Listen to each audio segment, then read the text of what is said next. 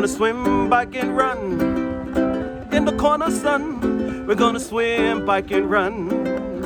In the corner, sun, 2021.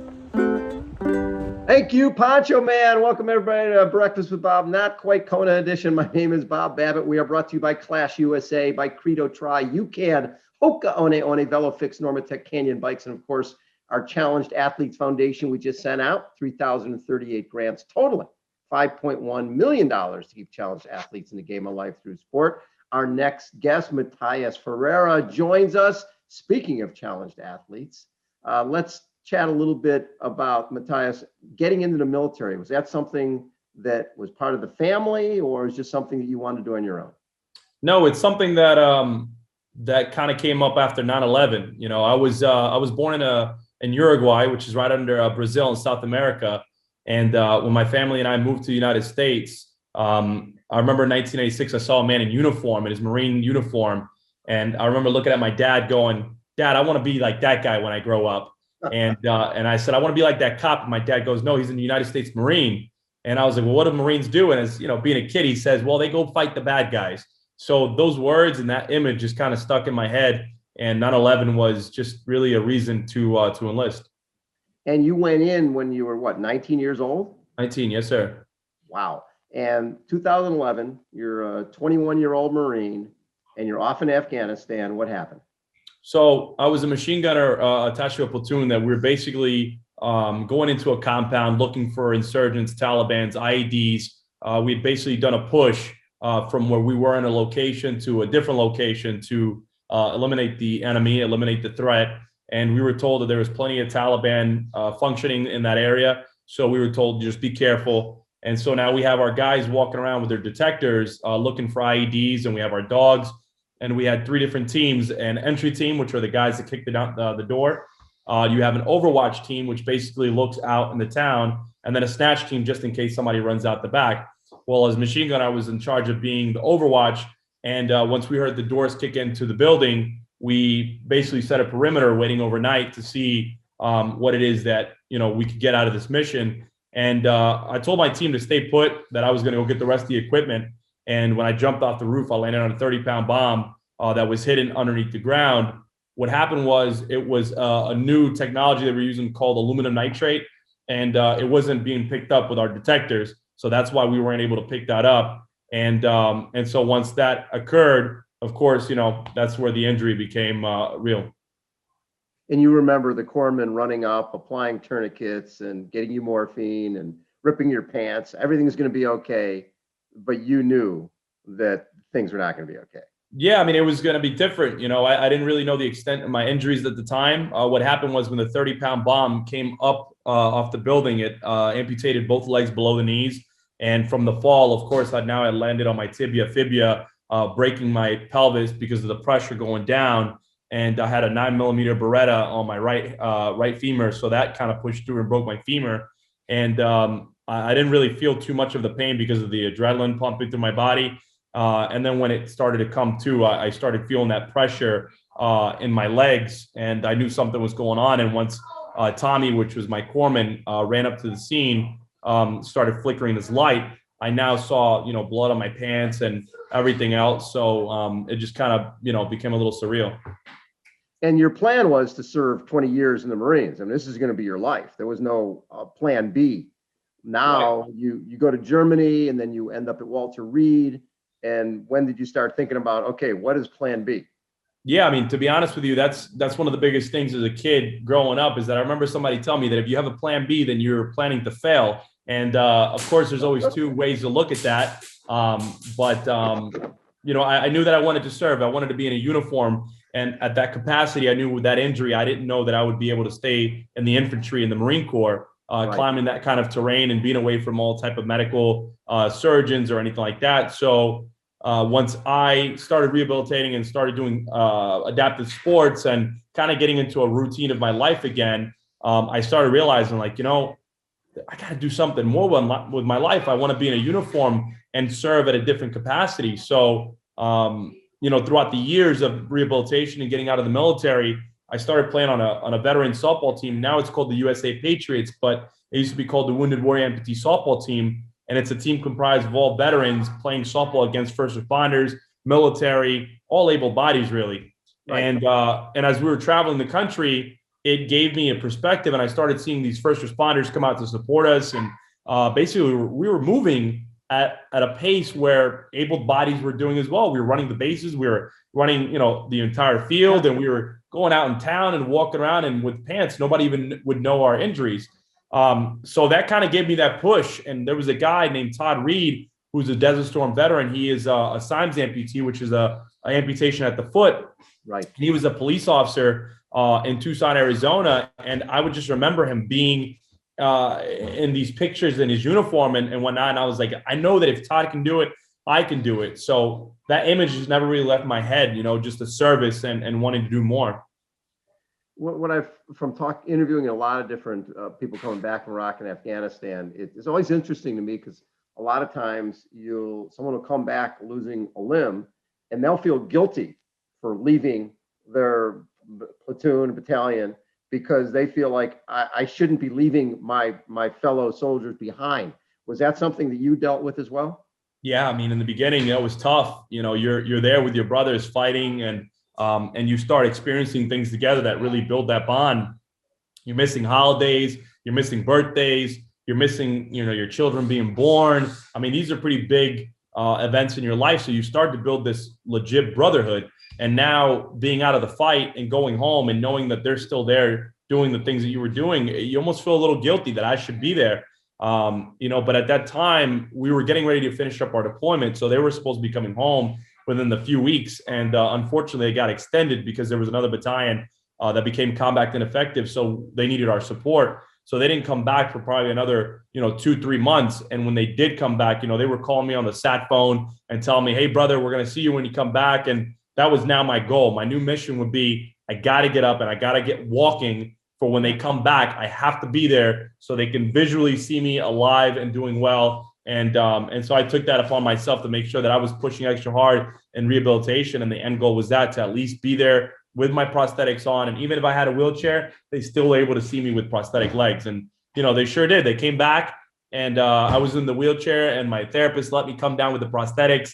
And I gave them the visual. And of course, I'm pulling my pant leg up and showing all my buddies like, hey, look how cool it is. I'm kind of like RoboCop, and I wanted them to see that I was okay as well, because I know that they saw me go through that.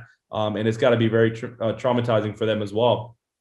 I remember interviewing Major David Roselle, who I think was the first guy to go to Iraq and Afghanistan, lose a limb, come back, and then went back to lead his men in battle. And then he did the Ironman, right, triathlon over in Hawaii. And I remember him stopping like a mile from the finish of the marathon to basically use a sponge and clean himself off. And I'm like, why would you do that, David? He goes, because I knew my men would be watching and I needed to look strong and powerful for the guys. Right? That sounds exactly what you're talking about. It was really important for your guys to see that you were okay. Absolutely. Absolutely. I think that's very good for the mental health aspect too, because you see something like that. And then you wonder on your way home, like, how is this guy doing? What's going on with him at home? Is he able to adapt? And there's all these little things that we don't really think about. But I know these guys were telling me after they came back that they were wondering, like, how was I getting around? And, was I able to use the bathroom? And how was I sitting down? Was I standing up? And it was just funny, talking to them about that. Because at first, you wonder, like, okay, the guy's alive. It's fine. But how's he doing mentally? And that, goes both ways, because how are these guys doing? Are they able to get that image out of their head? Are they able to go on and go, hey, it was my fault. I should have been the one who there's a lot of guilt, there's a lot of guilt that you build up when things happen to your buddies. And you want to make sure that that's not the case, going forward.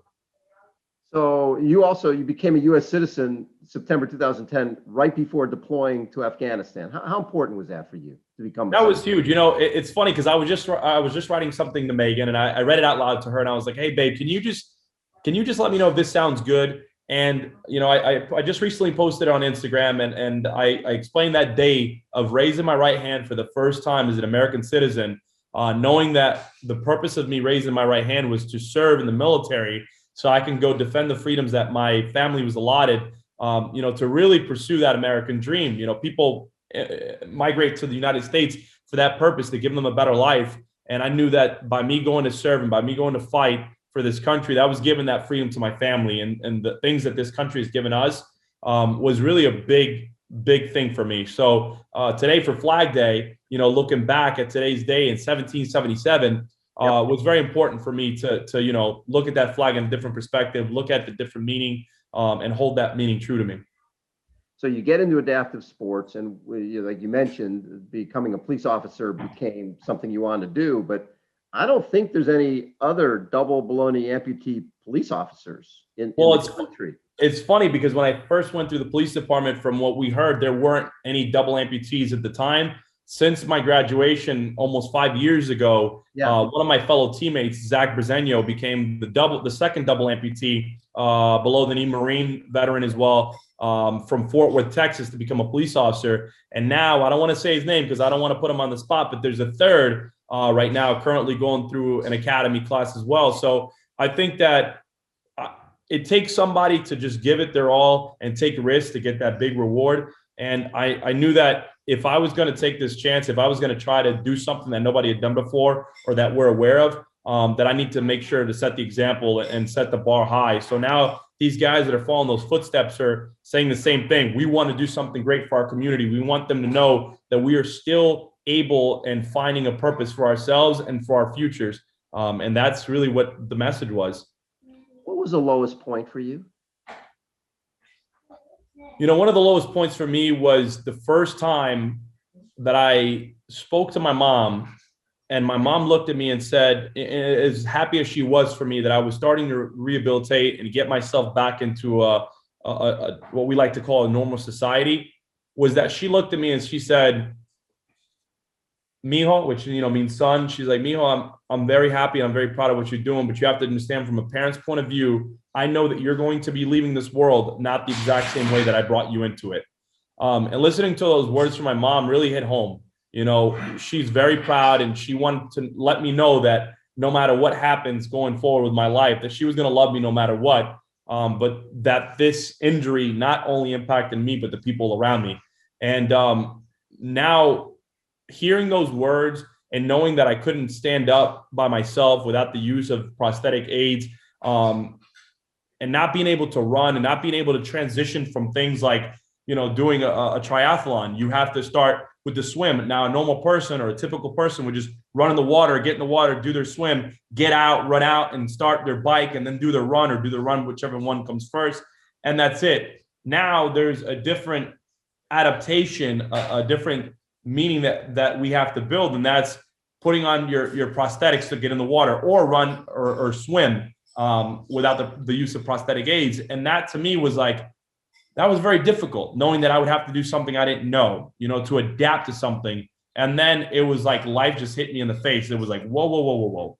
You have an opportunity now to continue to live your life with the aid of prosthetics. You're able to do the things that you were able to do once before, and you're now able to use this platform as a police officer, as an amputee, to inspire others who are struggling with this mental toughness. And as you know, the United States Marines, we use the quote and the saying, you know, adapt and overcome. So I knew that now I was able to live up to something as a quote saying adapt and overcome by using the aid of those prosthetics to do the things that I was complaining about. Okay, so fine, you need prosthetics to stand up. You need prosthetics to run. You need prosthetics to swim. At least we were given the opportunity to use these things rather than not being able to do them at all. So I think it was more about now finding that new mental perspective to do what I had to do. What did you learn about yourself through this journey, coming back from, you know, from losing your legs to basically reinventing yourself? You know, a big word we use in the world of jujitsu is ego. Okay. And I think that we all build our own egos without knowing it. And when I first joined the United States Marine, I was like, man, I'm a bad dude. And I was like 140 pounds, 6'2". And I built this ego of being like, you know, this Marine and a tough guy. And one day when I looked at I looked at myself in the mirror, I was like, you're not as tough as you think you are, you know, and using these words against yourself sometimes can be a little deceiving, you know? So I had to find that strength, you know, whether my legs were hurting and all the things that I was going through, whether I was doing the hand cycling or the running or the swimming or whatever it is that I was adapting to, you know, I was like, you're not as tough as you think you are. You better start getting tough. and people are watching you, and you have to set the example. And so I wanted to build that. I wanted to build that mentality that, you know what, you could always push harder. You can always try harder. You can always be better. And so by doing that, I think it was a reality check, that I needed to look around and look at the other people in this world doing things that are amazing, to become a good person and to become a stronger person, an individual.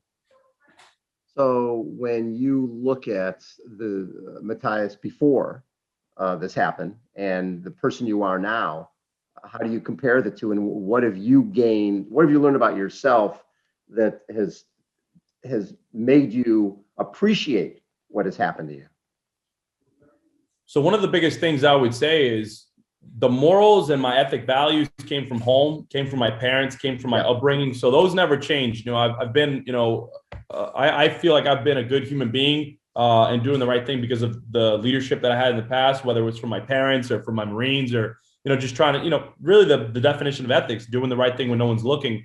But now with this new life that I was afforded, I feel like I've had to really put my big boy pants on and really keep pushing myself and seeing what my limitations really are. Because when I first got hurt in 2011, I didn't think that I was going to be able to do anything. I didn't think I was going to be able to play sports. I didn't think I was going to be able to drive. I didn't think I was going to be able to do anything that I was able to do before. And then finding other role models, finding other people really gave me my hopes of being able to do the same thing or more. And I got to a speed bump where it was like, okay, they said you can't do it, so you can't do it, right? And now I was always, even as becoming a police officer, I was on Google, like, first double amputee police officer, nothing. Okay, so are you going to do it, or are you just going to let that be the thing? There's nobody there, nobody can do it. And so that was pretty much with everything I was doing. I became a helicopter pilot in the last couple of years. I looked it up and I saw a couple of guys that were doing it, and I went to the local school. And I was like, listen, this is my situation. What can we do? And they're like, well, there's this waiver called a SOTA. And you basically have to go get a medical clearance to let you fly, because I don't have feet. So how was I going to control the pedals? Right. And so I went and passed that physical, and then I started flying. And I essentially wanted to fly for my police department. I think God had different plans for me, but I did take that motivation to go out and do it on my own. And so I started flying, and it was like, check. And then I wanted to ride a Harley Davidson, So I was like, well, I got to find something. Is there an adaptive way to do it? And my buddies were like, just get on the bike and do it. So I went and got a bike, and I started riding a motorcycle. So it's like, check. And it was like a bicycle. Well, a bicycle really requires feet to push the pedals, right? So I got on a bicycle and I just started pedaling, and it was like, check, and what else, just scuba diving, and really just trying to push my limitations and see what it was that I could do and what I couldn't do. And one of the funny things that I tell my friends, they're like, well, what is it that you can't do? And I get pensive and I start thinking, and I'm like, I really can't juggle a soccer ball the way I want to. And they start laughing. And it's just that's just that, that perspective, that mindset, that I make them laugh. They're like, you could have said anything else, but you said that you can't juggle a soccer ball. And I was like, because I've been able to do pretty much everything I wanted to do and more. So if I give you that positivity and that mentality, then I think that you will receive that same positive energy and reflect it. So becoming a police officer, it's one thing to say that and look at what the entrance exam and the rest of it. But since you were the first, I'm sure that the powers that be were going, well, wait a second. There's always what if his leg breaks? What if there's issues? How challenging was it to go through the process of becoming a police officer? So I'll be honest with you. My department was extremely amazing going through the process. They just let me know, like, hey, there's going to be some type of protocol that we need to get paper and documentations from the military saying that you are cleared to run and do really the duties of a police officer. And you're going to have to pass through the academy. And I said, that's not a problem. So, of course, when I go through the psychological, the medical, the physical, and all these things, and now I'm done, they're like, well, we don't really have anything to tell you no. So you've passed the physical, you've passed your psychological, you passed your polygraph. You weren't really in trouble or anything like that when you were younger. We can't really tell you no. So if you're ready to start, the academy starts Monday. And I was like, yes, I'll be there. And of course, there was very challenging times. And really the funny thing is my challenging times were in the classroom, paying attention and learning the penal law and the vehicle traffic law and all these things that we have to learn in such a little amount of time were more of my challenges rather than doing the run or the swim or the push-ups or the obstacle courses and stuff like that. Having the support too from my classmates, which out of 82 of us, more than half of us were prior military, was extremely helpful. And I'll never forget when I was graduating, we had a lot of different news coverage and everybody come to the graduation. And I was so tired and I felt like I was telling the same story over and over again to everybody. And one of the last reporters from Fox News goes, well, what happens if if you break one of your legs? And again, not really thinking anything. I just said, well, I would just go into the trunk, I would grab a spare one and I would put it on and I would go back to duty. And she just started laughing. And I said, well, it's funny, but it's true, because think about it. If you break your ankle, you're out for about 6 months. But me, I just put on a different prosthetic and I'm ready to go. And they all just got a kick out of that. They all started laughing and they saw the sense of humor and they loved that. And I told them, I said, listen, we're all human beings at the end of the day. We just want to give back. We want to help the community. We want to help people. And if that is something that you're willing to give me, the rite of passage to do, then I will do my best. And, ever since I started the police department, I haven't had any issues with prosthetics. I've been in plenty of foot chases. I've been in plenty of situations where a prosthetic did put me to the challenge and I was able to pass that challenge. And so I think that, I'm very grateful for my department for giving me, the opportunity to show them that people with disabilities, people with different challenges are able to still do the job. If you could go back in time and this wouldn't happen, would that be okay? Or do you prefer the person you are now? I really love the person that I am now. I think that I've been given this opportunity by God to give me a platform to work with different people in the past 10 years that I've been an amputee.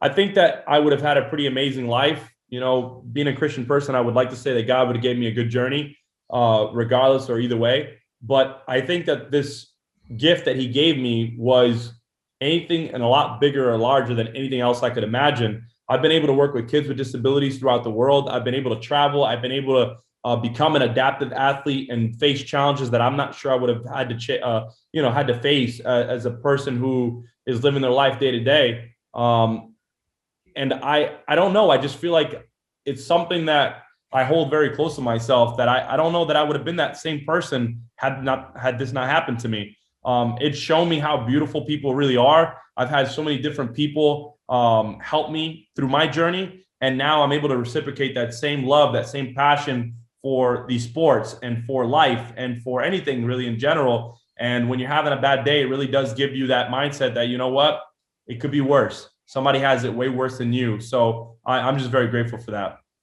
So I think it was about 6 years ago, you're at a softball game and you meet a chubby 7-8-year-old quadruple amputee baseball player by the name of Landis Sims. And you've become like blood brothers, right? You guys are so close. What was it about this kid when you first met him that was so special? It's funny because when I first met him, I approached him like I would approach any other kid. And I was just asking him questions like, hey, what's your name? And he's 5-6 years old at the time. And I believe it was in Louisville, Kentucky. And it was pouring rain. And he was out there with his baseball bat attachment to his prosthetic. And I'm looking at him and I'm like, man, this kid has every right in the world to complain and be angry at God and the world and everybody he faces. And instead, he has this stinking smile that comes from ear to ear. And he just wanted to be a part of the team. He wanted to be the bat boy. And that energy was so contagious, he was just running out there. And it wasn't what he was doing for me. It was what he was doing for everybody at that stadium. People were looking at this kid. And I think that this kid was able to give people something they haven't had in a very long time. And it's a purpose to be happy and blessed for what they have. I mean, if you don't see this kid and think to yourself, wow, I got it easy, then I don't know what else is going to do that. And so throughout the years, I followed him through social media. And of course, he's come to our kids' camps. And now, being a teenager, and as you know, we saw him not too long ago, he's taller than I am. When I first met him, he came to my hips or lower. And now he's taller than I am. And seeing him transition, from elementary school to middle school to now high school and having different prosthetics and having different challenges in his life, I look at him and I still see him playing baseball. Not only is he playing baseball, but he's really good. His high school team, yeah. I mean, he's amazing. He's playing volleyball. He's playing basketball. He's racing cars. He's doing every single thing that your typical kid would do. And he is now a walking gift for people every single time he walks through that room. And a lot of times as people, as adults, we're not able to communicate how we feel and how we receive that information, that gift he's given us. And so a lot of people probably are in awe, or they're scared to verbally communicate with him and tell him thank you. Sometimes people like Landis might look and go, why are they staring at me? And getting angry, but instead they just don't know what to say to him. So I'm hoping that people that are, watching your shows and people who see the wonderful, amazing things that you're doing and hosting, they just want to know what you're thinking. They just want to know, like, hey, what is it that's going through your mind? Have you ever seen an amputee? Have you ever met anybody? And as you know, Megan always laughs now since we had dinner, and she goes, why are you cutting a steak? And she doesn't realize that, well, he has no hands, so it's very difficult for him to cut a steak, because it's not the first thing that comes to somebody's mind who's not used to seeing somebody with prosthetics or these challenges. So again, I would just give you the advice that, hey, maybe go say, hey, introduce yourself, ask them questions, and I think it's really cool, and you would benefit from it. What's fascinating to me is I think our kids, especially someone like that who was born this way, right? He's born as congenital quadruple amputee. They either, every time they walk outside, someone's going to stare at them. People are going to stare at them, right? So either kids learn to become comfortable in their own skin, or they shy away from it. And realistically, most of our kids don't. They don't shy away from it because it's who they are. And in this day and age, having prosthetics is pretty damn cool. Yeah. Yeah, it's pretty cool. They got the Yankee logo on their legs. They got whatever the hell they want. Of course. Now you're a dad, right? How old is your little girl? She'll be 7 in November. Very fun. And as a dad, and I'm sure your daughter's been introduced to a lot of people with prosthetics. How does she handle that? Well, she's so comfortable with it. And, when she was younger, she used to grab my legs and hide them. And now she's exposed to this, so for her, it's normal. She's used to seeing it. And of course, I've taught her, obviously not just in a military mentality, because I wanted her to say thank you for your service to veterans, but I also wanted her to understand that this is the new norm. This is a new normal for her. She needs to know that from being little, that there's going to be kids who have differences and they might have a prosthetic leg, or she might see somebody with a prosthetic leg. And really, she just kind of makes it seem like, hey, this is just like daddy. You want to say hi? Come here. Look, say hi. Hi. Hi. What's your name? Tiana. Oh, it is so nice to meet you. Looks like cool? You got like Hawaii in the background. Yes. Yeah, that's Hawaii. Is Daddy not taking you to Hawaii yet? What the heck? That's child abuse. He has to take you to Hawaii. I gotta take you, right? Hey, tell Mr. Bob, what do you usually say when you see a veteran? Thank you for your service. Thank you for your service. And what else? When you see kids, like I've shown you Landis, right, with the prosthetics, what do you think? That's pretty cool, right? They're kind of like daddy, right? One of the biggest things that I tell the recruits at the police academy is that, when they look around, what the patch they're wearing on the shoulder, the uniform that they wear is not just a reflection of who they are, but a reflection of who we all are. And there's been so many veterans and so many cops who have given their life for this country, for our communities, that when kids look to veterans or they look to somebody in a uniform, they don't just see a regular person. That's mommy or daddy's friend, right? That's mommy or daddy's brother or sister. Yeah. And they see like this family perspective of it, because that's how we introduce them. It's like, hey, that's daddy's brother. Hey, that's daddy's friend. Daddy works with him. So when they see it as a young kid, that's the kind of image that they get, that definition of what it is to serve. So when they see somebody that looks like daddy with a prosthetic, they're like, she's like, hey, that looks like daddy. Daddy had the same thing. So she kind of puts those two things together. So I think it's important for us as parents to teach our kids from a young age that it's okay to go say hi and not look at them any differently that they look at their other friends. So I notice you have a lot of tattoos, and I have quite a bit. That there's stories behind them. Can you share? Yeah. So my first tattoo really came after the military, when I started to feel like I needed to honor the fallen, the honor to my brothers that were killed in the line of duty. And then it just kind of went a little crazy. They say that you get one and you can't stop. So after I got, the cross, and I got a cross from my grandfather who passed away, and the logo for the softball team that I play on, that I told you, the USA Patriots, has a prosthetic leg and a baseball bat, or this one that says relentless one way, and then defender the other way with a thin blue line is for law enforcement, the Fraternal Order of the Marine Corps, the Eagle Globe and Anchor, and my family crest, and the God is my judge. It's just all little things that kind of make me who I am. And so when you look at people with tattoos in today's era, it's like, what's the story they're trying to tell people when they're walking around?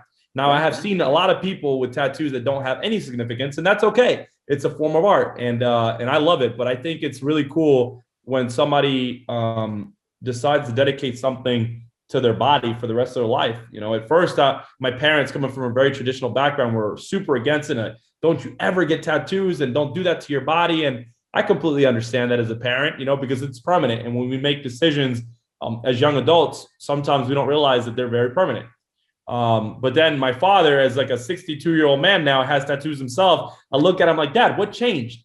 He's like, hey, I'm just catching up with the era, So sometimes, like I said, the adapt and overcome thing is real, So it'd be great down the line. We'd love to have you do some of the CAF events. We got to get you out here for our San Diego Triathlon Challenge. So have you run a marathon, or you run a half marathon? You do those in wheelchairs? What do you do? I've ran the half marathon at Disney. I've done plenty of other races. I've done the Army Navy, the Navy 5 miler, the Army 10 miler, the Marine Corps 10K. And those all runs. And then I've also done the hand cycle for numerous marathons, like the Detroit Marathon, the New York City Marathon.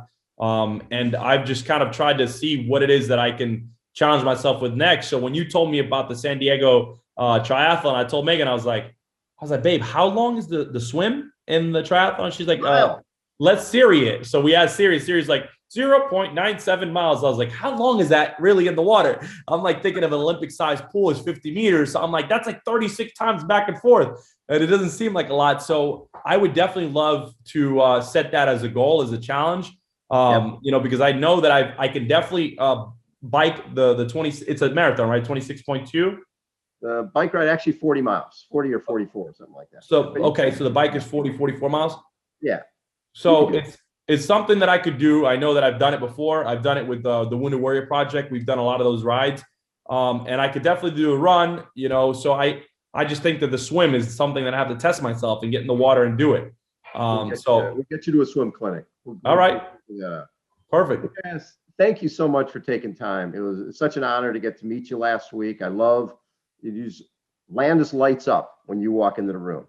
And there's a bond there that's really, really special. I know both of us are excited to see when this film comes out in the winter, because it's going to change this young man's life. Absolutely. People's lives will be changed by seeing with this young man that nothing gets in his way and he can accomplish everything. No, I appreciate that. And thank you so much for your time. I know you have a lot going on and you're doing so many amazing things. And Megan and I came home and go, wow, that guy has done a lot. And I know that people... When you're old, a lot of stuff happens. It's experience. I like to use that word experience, not old. But it's good, because you could have done so many different things. But the fact that you chose to dedicate your life and devote your life to helping other people is a pretty wonderful thing. So, thank you very much for helping people like myself and like Landis. We really give you thanks. Thank you, buddy. Matias Ferreira has been our guest. This again, Breakfast with Bob, not quite Kona edition. Thanks, everybody. We'll catch you next time. See ya. Take care.